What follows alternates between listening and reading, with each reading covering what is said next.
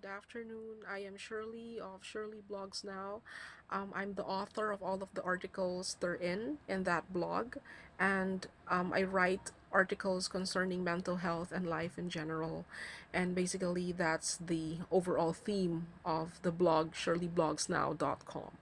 Now, I have decided to do a vlog instead of a blog right now because I think and I feel like, talking for the meantime and not writing. And I welcome you, everybody, all to this vlog of mine. And I hope that you learn something today concerning mental health and concerning certain ideas, certain thoughts, certain sentiments that I have concerning that particular topic. So then again, I'm on Facebook, which is facebook.com/slash shirleyblogsnow20, and Twitter at shirleyblogsnow. I'm also on Instagram, Montreal SM, but I have to put up my own YouTube. So maybe this will be on YouTube sometime in the future. And I hope that you would watch these vlogs on YouTube so that you could follow me and you can follow up on what are the things that I would desire myself to talk about. So basically, right now, this is quite such an interesting vlog, a welcome vlog to everybody else.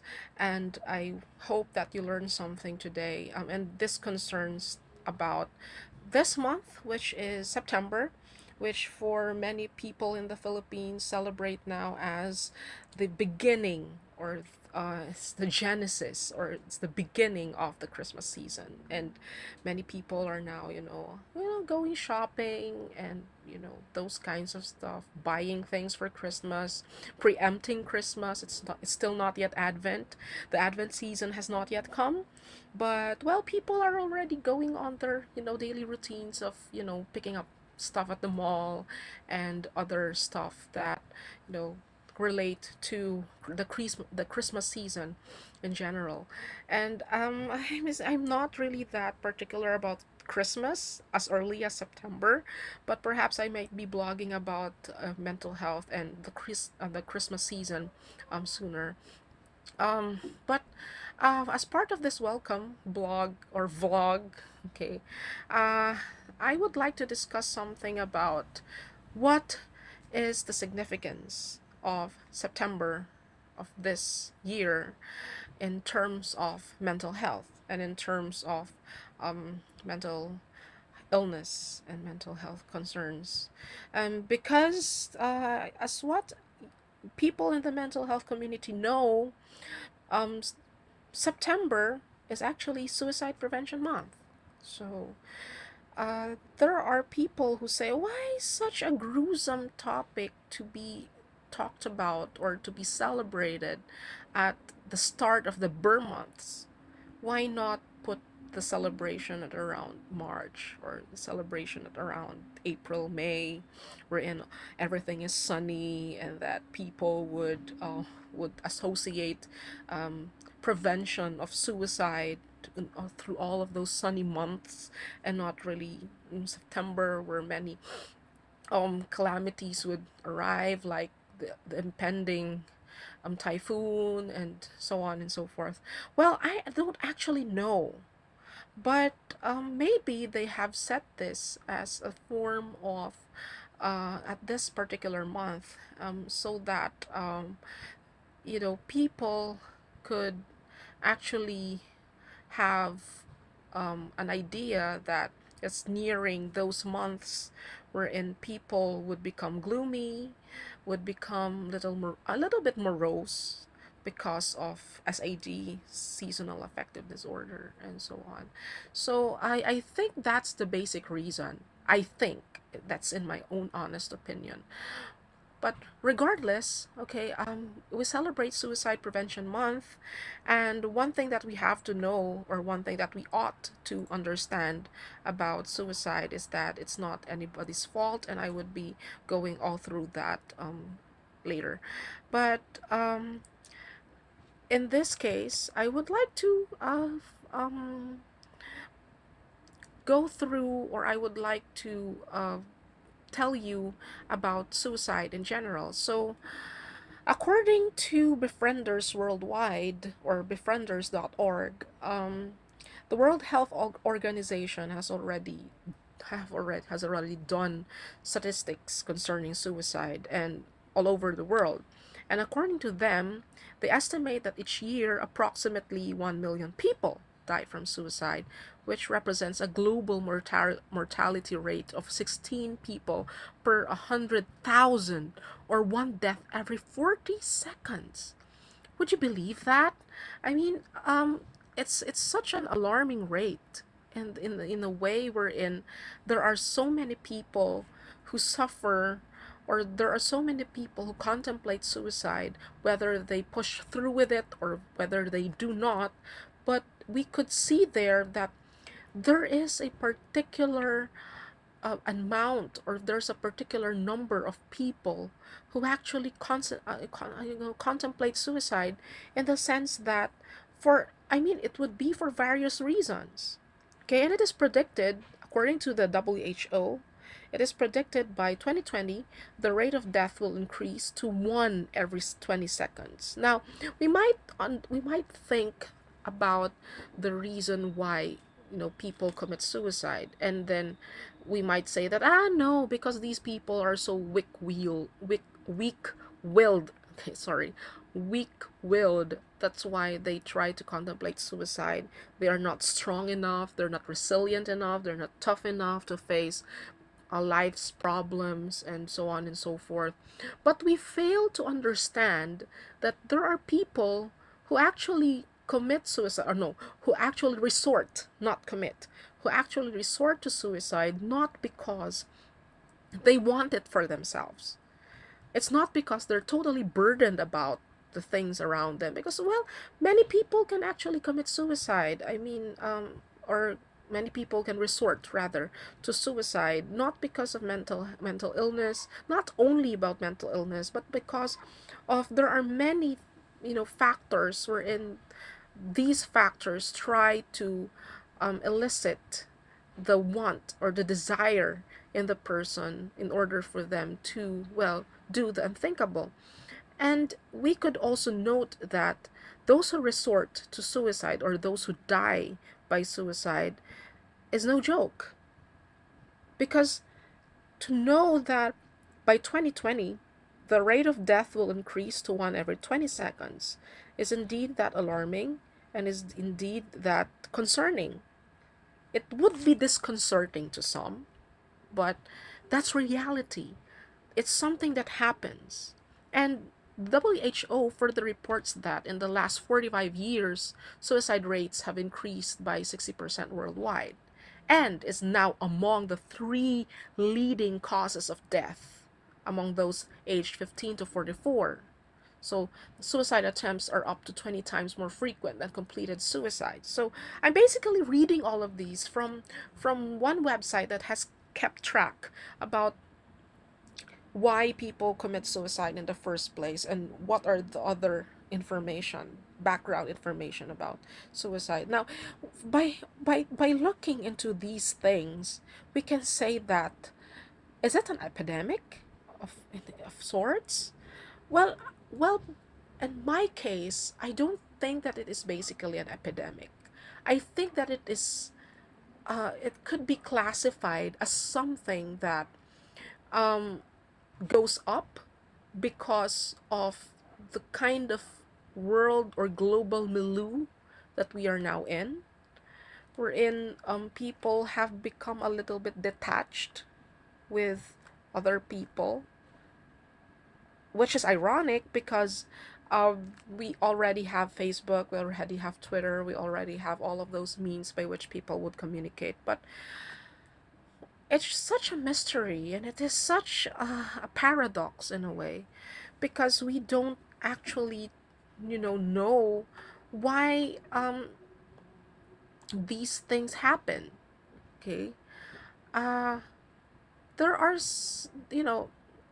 okay, the WHO has some certain ideas, or have some certain findings as to why people commit suicide. Like, they have been separated by their loved ones, and then they have mental illness, and that there's alcohol and substance abuse. And what is unfortunate is that people, even though that there are lots of opportunities for them to ask for help, they actually refrain from doing so for reasons that might be unbeknownst to us, but maybe we could classify it as a sort of, well, because suicide is a taboo topic and something that should not be talked about, in rather like a regular fashion. In the same way that mental illness has gained such a reputation. Now, what am I trying to point out here?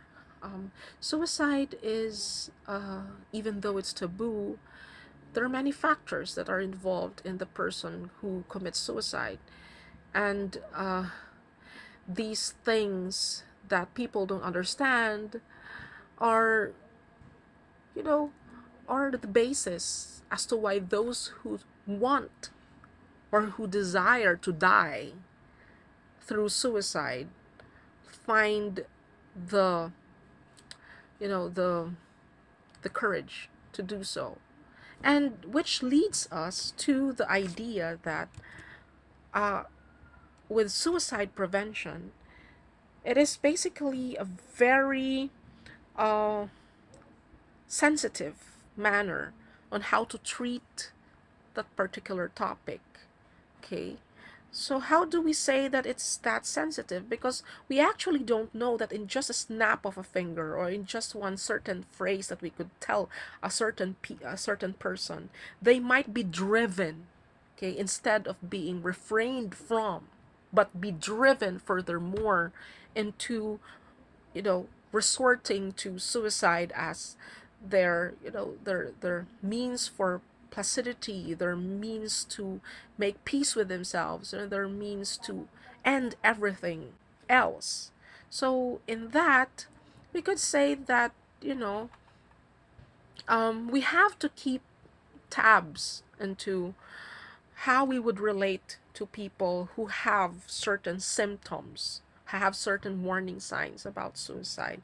Now, in my Facebook account, I have shared a post that details suicide warning signs, and among these are, the feeling of worthlessness, a sense of hopelessness, isolation, aggressiveness, dramatic change in moods and behavior, and risky behaviors. And then, in my experience as a person who has also had the chance to experience these sorts of things, being a person who was diagnosed with bipolar disorder and temporal lobe epilepsy, it isn't easy, as I myself have been one of those people who wanted everything to end, who wanted everything to be done with. And people would not notice it that much, but scars on the wrist, okay, cutting, okay, could be a major sign as to how a person, or a person desires to die. It's like, Veronica tries to die, but anyway, it's like, you know something that relates to the idea that, I want to die, and frequently talking about death, and engaging in risky behaviors like cutting, okay, all of those stuff, they're very crucial for other people to identify if this person is actually suicidal, in a sense. That's why, um my my point in this matter is that what a person who is suicidal wants to experience the least from other people is that they should be judged as weak, that they should be judged as um, reckless, mainly reckless, only reckless. But, you know, if we have this sort of empathy with others, and we have this sort of sympathy as to what they're going through, we could actually identify the signs, whether they have suicidal ideations or suicidal thoughts or not. Now, based on my situation, it's more of talking about death. It's more of saying that I want to die, I just don't want to live. And it occurs frequently, especially if I have the bipolar attacks. It, manifests itself through my writing and through my words that um, I really want to go, I really want to die, and I really want not to be part of this earth anymore. So, how how can we then reach out to these people?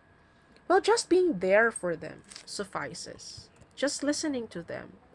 And I would also like to reiterate that because suicidal ideations or suicide in general is caused by a myriad different factors, it should not be compartmentalized into just being the fault of that person concerned. He or she has no fault in having mental illness that that may contribute to a person committing suicide.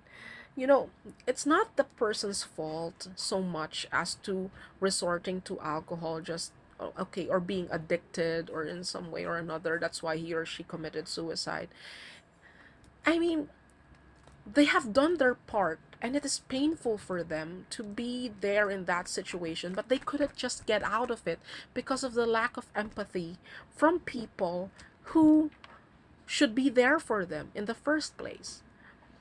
I am not even, but don't take that, what I said, as pointing the blame to those people surrounding the suicidal person. No, it's just me telling that, or it's just my idea that everybody needs to play their part in order to educate themselves and to educate other people about why people commit suicide and why people have these inclinations towards suicide, and how we can prevent them, how we can prevent the deed, and not to judge the person as being a foolish person, as being moronic, as somebody who, has no God or whatsoever, because there are people who say that, because she's suicidal, he or she is suicidal because he or she does not believe in God. Well, that does not actually, help at all. That's being judgmental. What we need is empathy. And what we need is something concrete to do for those people who have these suicidal attempts and who have these suicidal ideations. It is more of reaching out. And there are different ways for us to reach out to these people. Being there for them, being being empathic towards them, and helping them rise above their own limitations.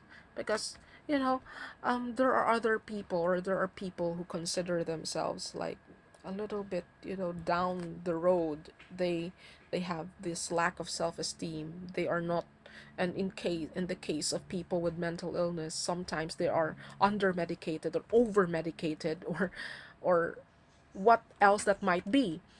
uh well, it's just being there. It's just being you and the suicidal person, talking with them and comforting them, and being there for them whenever they need a helping hand. So, um, we are not here to judge these people who have suicidal ideations. We are here to, help out. Now, based on my experience, I attempted suicide four times. And the reason for that is not for anything else but because I just want to end the suffering. I just want to end the suffering that's being, that's being elicited by mental illness, by being bipolar, being epileptic. It's just that. I just want to leave this world because I don't want to suffer. But that as something, if I would voice it out to other people, it's not much of, um, trying to gain their attention, but it's because it's a wholehearted kind of way for me that, that other people can actually respond to. And then again, it's not because of asking for attention. As much as possible, I would like to keep them from myself, or I would like to keep my attempts to myself. But it goes out. And these people, these other people, sometimes have different ideas as to why I actually, cut myself, or why I overdose or something. What they don't know is that all of these things, or if I would translate that to actual suicide attempts by many people, the attempts are ways for the suicidal person to gain help. It's because of the burden, the emotional burden, the psychosocial burden that they have within themselves that they want to address, but they could not because their minds are clouded, and that they don't have the necessary therapy or help that they need. So we are here to not be judgmental, but that we should reach out and help them, regain their self confidence and regain their trust with themselves, and not for anything else.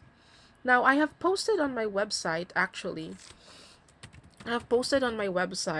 the different hotlines that people could actually call to, so they could have, they could, you know, um, have the opportunity to release, or to ask for help, in a sense.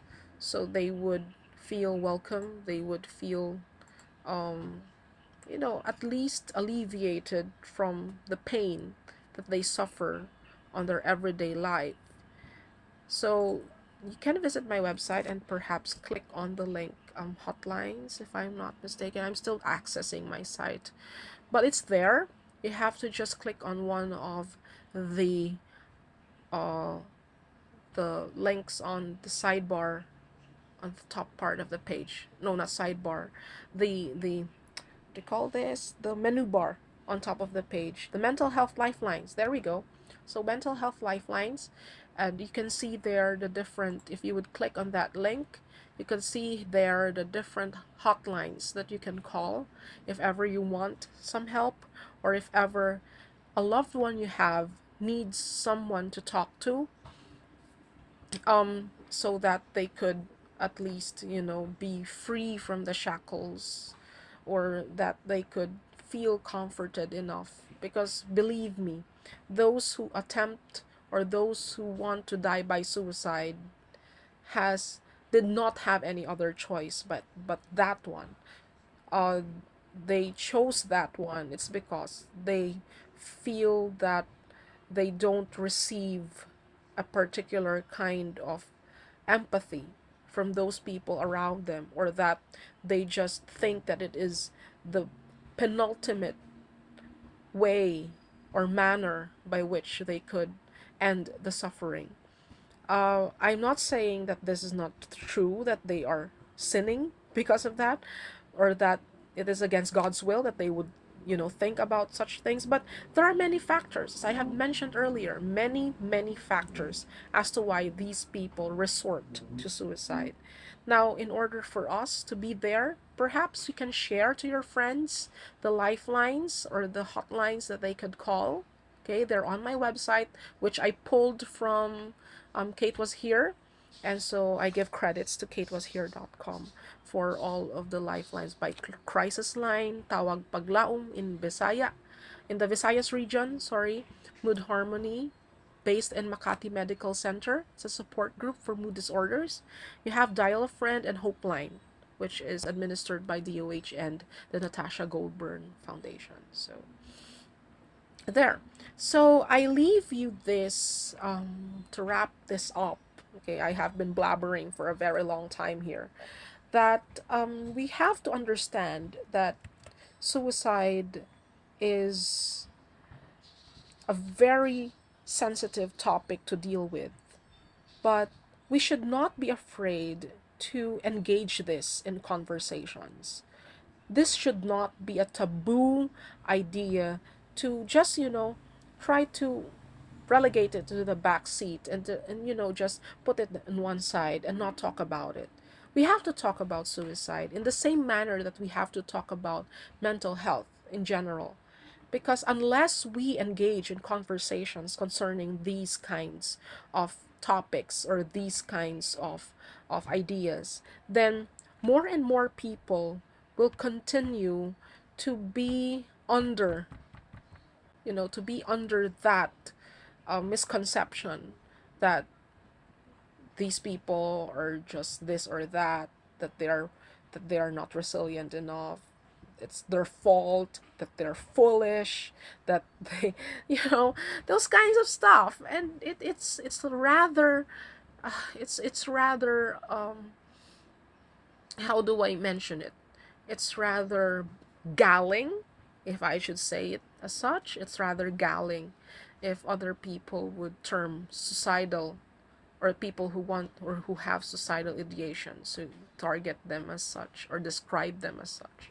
It's not the case. They are people like you and me. The only difference is that they might have other things that they think they couldn't overcome, and that suicide would be the only means. We have to reach out. We have to reach out for them, and we have to um, be with them, be for them, be for them, so they could actually be living eventually a normal life, and come to learn about their experiences and maybe share other experiences, their experiences to others, so that they could help more and more people understand why suicide is there and how to prevent it eventually. So, all right. So, thank you very much for listening to me today. Thank you very much for watching this vlog.